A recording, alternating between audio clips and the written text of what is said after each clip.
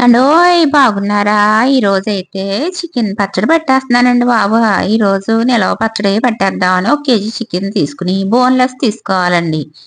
బాగా కడిగేసి మనం చిన్న చిన్న ముక్కలుగా కోసుకుని ఒక దళసరి గిన్నెలోకి తీసుకుని దాన్ని నీళ్ళన్నీ పోయే వరకు వేయించుకోవాలన్నమాట. మనకి చికెన్లోని వాటర్ కంటెంట్ అంతా ఉంటుంది కదండి, అది వచ్చేసేయాలన్నమాట బయటికి. ఓ చెంచా పసుపు వేసుకుని చిన్న చెంచాడు 2 చెంచాలయితే ఉప్పేసానండి. ముక్కలు సరిపడా ఉప్పు 2 చెంచాలు పట్టేత్తది. కేజీ కదండీ! ఒకవేళ మీరు అర కేజీ చేసుకున్నారనుకోండి, ఓ చెంచా ఏసుకోండి. చక్కగా తిప్పేసుకుని ఉంచేయండి అలాగా. మనకి నీరనేది వేడి అయ్యే కొద్దీ వచ్చేత్తదనమాట. అదిగో చూసారా నీరెలా వచ్చేత్తందో? ఆ నీరంతాని మొత్తం ఆవిరైపోవాలి. మనకి డ్రైగా పొడి పొడిగా వచ్చేయాలి ముక్కలన్నీని. అప్పుడు వరకు మనం అలా చేసుకుంటానే ఉండాలి. మీడియం మంట మీద అయితే చేసేసుకోవాలండి. ఉడికే కొద్దీ నీరు ఎక్కువొచ్చేత్తదండి. హ్మ్. కొద్దిగా నీరుంది గదండీ! ఇంకో కాసేపు మళ్ళీ మరగనిచ్చేద్దాం.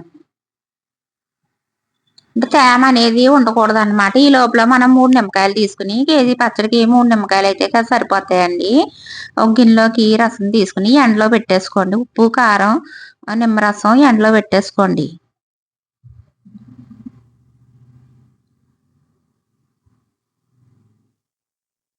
మొత్తం నీళ్ళన్నీ ఎగిరిపోయిన తర్వాత ఓ బాండీ పెట్టుకొని 2 కప్పులయితే నూనేసుకోవాలండి. వేరుశనగ నూనెసేత్తన్నాను నేను.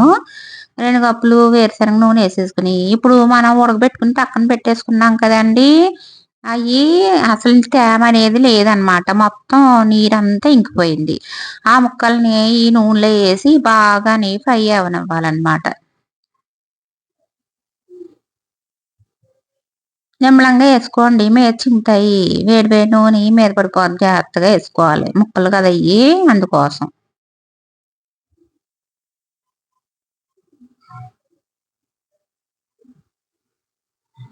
కేజీ అయితే అర కేజీ ముక్కలయిపోయినియండి. ఏగ్గాయి, ఏగ్గాయి, ఏగ్గానే. నేను కుక్కర్ గిన్ని పాను పాడేయకుండా ఉంచుకుంటానండి. అది పాడైపోయిందనమాట. అయినా సరే ఇలాగా మనకి ఉపయోగపడుతుంది కదా! అమ్మేసుకుంటే ఏమొత్తాయి చెప్పండి. ఆడు రూ. 100, రూ. 50 ఇత్తాడు. అదే కొత్త గిన్నె కొనుక్కోవాలంటే బోలెడు రేట్ అయిపోతుంది. ఇలాగా మనం దళసరి గిన్నెలు కావాల్సినప్పుడు ఇలాంటి పాన్లయితే పనికొత్తాయన్నమాట. బాగాని ఏగిపోవాలన్నమాట. బ్రౌన్ కలర్ వచ్చేయాలి ముక్కలు.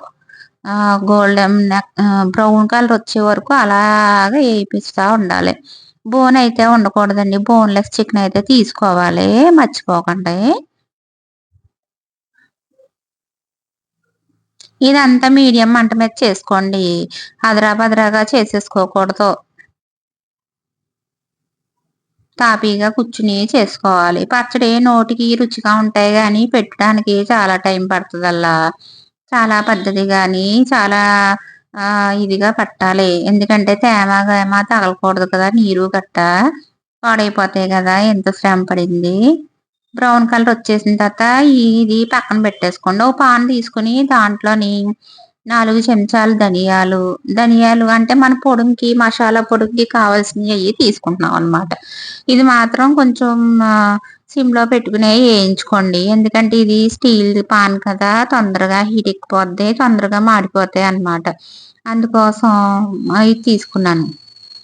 సిమ్‌లో పెట్టేసుకొని 4 చెంచాలు ధనియాలేసేసుకోండి.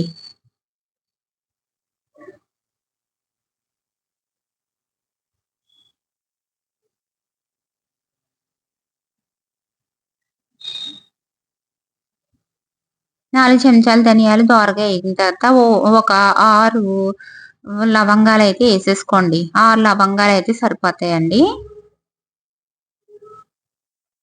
మీరు ఒకవేళ అర కేజీ పట్టుకున్నారనుకో దీంట్లో సగం అనమాట. 2 ముక్కలు దాల్చిన చెక్క అయితే ఏసేసుకోండి.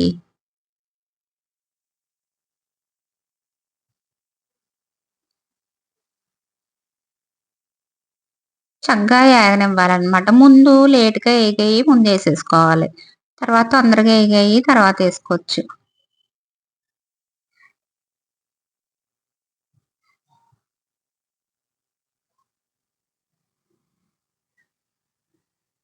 5 యాలకులైతే ఏసేసానండి. ఇయన్నీ చక్కగా ఫ్రై అవ్వాలండి. ఇంకా ఉన్నాయి ఏయాల్సినయి ఏస్తాను చూడండి.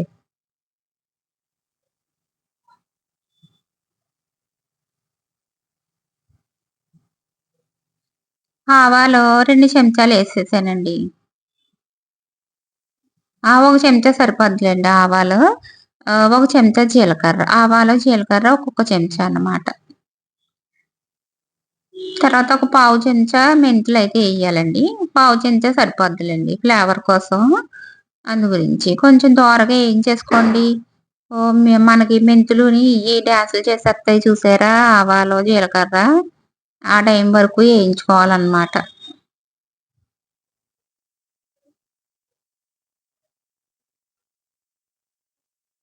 ఏగిపోయిన తర్వాత చల్లారబెట్టేసుకొని మనం పొడుం చేసుకోవాలి. వేడి వేడిగా ఉన్నప్పుడు పొడుం చేయకూడదు. ప్లేట్‌లోకి తీసేసుకొని మనం దాన్ని చల్లారబెట్టేసుకుందాం. మళ్ళీ పాన్ పెట్టేసుకొని స్టవ్ మీద దాంట్లోకి కొద్దిగా నూనెయితే ఏసుకోవాలి. నేను అల్లం వెల్లుల్లిపాయ పేస్ట్ అప్పటికప్పుడు నూరానండి. అల్లం కూడా నేను కడిగేసి చక్కగా ఎండలో పెట్టేసాననమాట. ఎండలో పెట్టేసి చేశాను. కొద్దిగా నూనె పోసుకోండి. ఆల్రెడీ మనకి ఏగిన నూనె ఉంది కదా! కాబట్టి కొద్దిగానే పోతున్నాను. ఆ నూనె కూడా కొద్దిగా ఏసానులెండి. ఇప్పుడు అల్లం వెల్లుల్లిపాయ పేస్ట్ అయితే ఏసేసుకోవాలండి. ఒక 3 చెంచాలైతే ఏసేస్తాను నేను. కేజీకి కదండీ 3 చెంచాలైతే సరిపోతుంది. ఇది బాగానే పచ్చి వాసన పోయి బాగా ఏగిపోవాలనమాట. అసల మనకి అది పచ్చిగా ఉండకూడదు. బాగా ఏగితేని పచ్చడనేది చాలా రోజులు నిలవుంటది. లేతే నిలవుండదు. బయట కొన్న అల్లం వెల్లుల్లిపాయ పేస్ట్‌లయితే ఎయకండి. వేస్టే తిన్నా ఒకటే, తినకపోయినా ఒకటే. ఇంట్లో ఫ్రెష్‌గా తయారు చేసుకోవాలి. చూసారా కొద్ది లైట్‌గా కలర్ మారింది. ఈ టైంలోని మనం చికెన్ ముక్కలయ్యి ఏసేసుకోవాలి. చికెన్ ముక్కల్లో ఏమీ కలపలేదండి. నూనె తప్ప ఏం లేదు దాంట్లో. ఇప్పుడు అల్లం వెల్లుల్లిపాయ పేస్ట్ కలిపాం కదా! దీంట్లోని ఈ టైంలోనే మనం కారం, ఉప్పు గట్టా ఏసేసుకోవాలి. కారం ఏమో ముప్పావు కప్పు ఏసానండి కారం. ముప్పావు కప్పు కారంని, అరకప్పు ఉప్పనమాట. ఆల్రెడీ 2 చెంచాలేసాం కదా! దాన్ని కూడా కన్సిడర్ చేసుకొని ఉప్పనేది ఏసుకోవాలనమాట. ఉప్పు కొద్ది తక్కువే ఏసుకోండి. కావాలంటే లైట్‌గా మనం కలుపుకున్నప్పుడు సరిపోకపోతే మళ్ళీ ఏసుకోవచ్చు. అంతేనంటారా?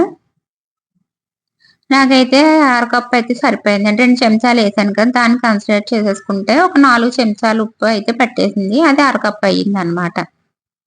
దీన్ని బాగా కలిపేత్తా ఉంటే నురుగనేది ఇలా వచ్చేత్తదనమాట. ఆ నురుగొచ్చిన వెంటనే మనం కట్టేసుకోవాలి. ఈ పొడాలు గట్టా మనం తర్వాత కలపాలి. చల్లారిపోవాలండి మొత్తం. నురుగొచ్చేసింది చూసారా? ఇప్పుడు కట్టేసుకోండి. స్టవ్ కట్టేసుకోండి ఈ టైంలోని.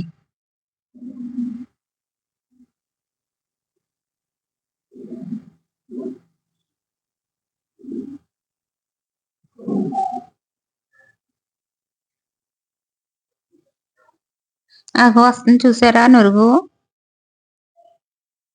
అయిపోయినట్టనమాట ఇంక పచ్చడి మనకి. రెడీ అయిపోతుందనమాట.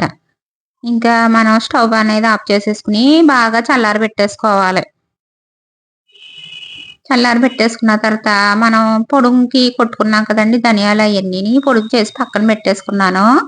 చల్లారిన తర్వాత కలుపుకోవాలండి. ఇగ 3 నిమ్మకాయలు రసం తీసాను కదండీ! ఆ నిమ్మకాయలేసేస్తున్నాను రసం.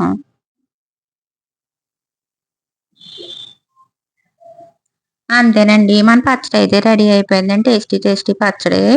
3 నెలల్లో, 2 నెలలు అలా నిలవుంటదండి. మనం తడి చేతులు, తడి స్పూన్లు పెట్టకుండా ఉంటే 3 నెలలు, 2 నెలలు ఉంటది. అయిపోయిందండి. కలుపుకొని తింటే చాలా వచ్చింది. టేస్టు, ఉప్పు, కారాలు గట్టా అన్నీ సరిపోయాయండి. అంతేనండి చికెన్ పచ్చడి.